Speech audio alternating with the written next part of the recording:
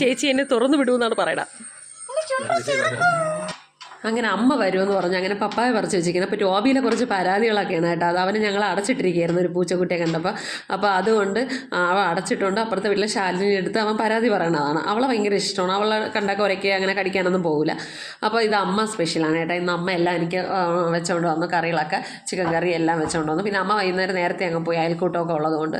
പിന്നെ ഞാൻ കുറച്ച് മക്രോണി ഇടുന്നു. അതിനൊക്കെ ഒന്ന് കുളി കഴിഞ്ഞിട്ട് വന്നിട്ട് പിന്നെ അവർക്ക് വിശക്കണം എന്ന് പറഞ്ഞപ്പോൾ അതൊന്ന് കുറച്ച് പച്ചക്കറി എല്ലാം കൂടെയൊക്കെ ഇട്ട് ക്യാരറ്റും ബീൻസും എല്ലാം കൂടെയൊക്കെ ഇട്ട് അതുണ്ടാക്കി കൊടുത്തു.